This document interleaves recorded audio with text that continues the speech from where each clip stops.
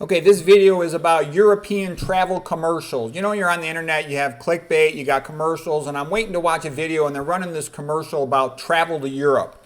And I noticed something interesting, that they showed one picture after another of the cathedrals. They don't do close-ups on these ugly skyscrapers, they do close-ups on the cathedrals, like here in Cologne, the Christian cathedrals, which are the most beautiful buildings ever made in the history of the world. Then I also noticed that they repeatedly go and show beautiful works of art, like in the frescoes in the ceilings of the cathedrals. Okay?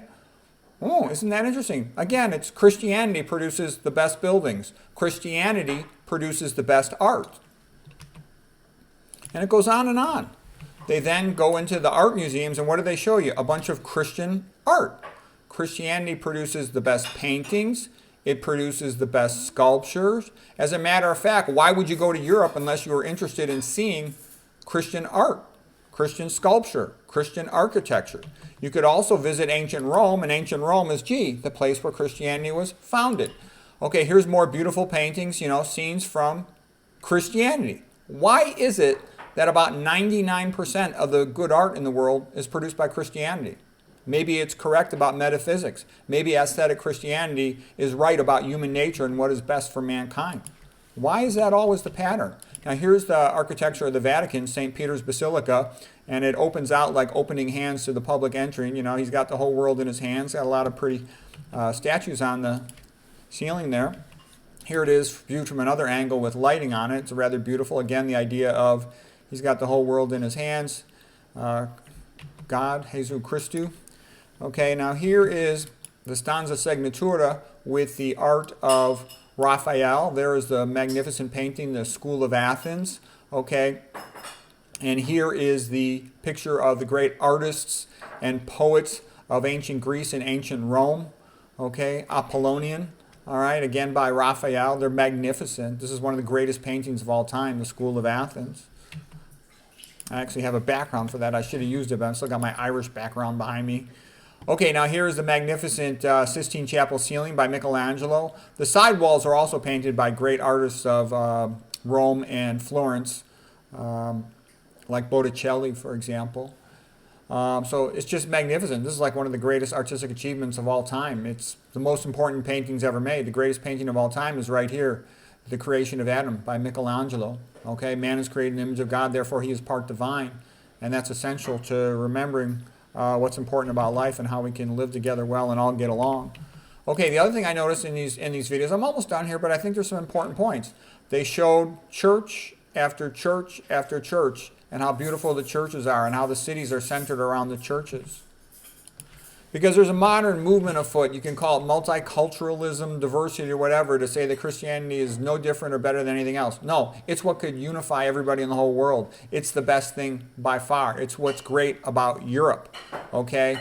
And when they say all this other stuff, they're really trying to degrade Christianity. They're trying to get rid of it. The reason why powerful people want to get rid of Christianity is because it says that the life of the individual person is meaningful, that he's created in the image of God, that we're all equal in the eyes of God. Every person has intrinsic value and deserves to be treated kindly and fairly. Like Christ had said, that which you do to the least of my brethren, you do unto me.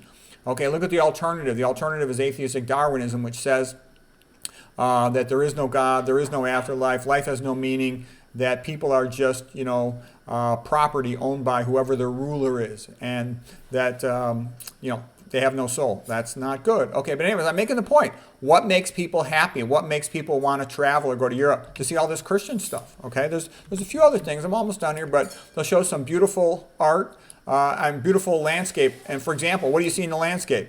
A Christian castle from the Middle Ages. Okay, a very Christian time in Christendom. And this is the beautiful Loch Lomond in Scotland, for example. Okay, then you'll see some Roman architecture. The Romans, where Christianity was founded, and really the feeding into Christianity was the ancient Greeks and the ancient Romans. And you see how magnificent some of their, here's the Colosseum of the ancient Romans. They were pretty impressive with some of their architecture. What you don't see, I noticed, was none of this sort of stuff.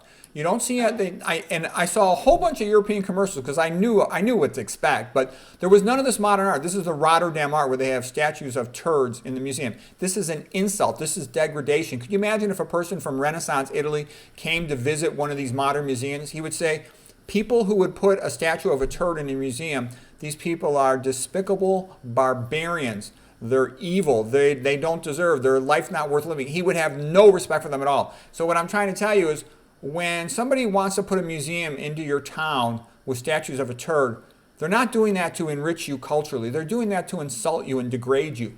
This is despicable, and they will never show this in a commercial, okay? And I'm trying to tell you, this is how you can know. And that's why when I see these college professors sit there and pretend that modern art is real, you know they're low-life sellout scumbags, okay? And so people should speak up about that, because if you want real civilization to continue, if you want the world to be a decent place for your children to live in, you have to speak up for what is good, and you should criticize things that are bad.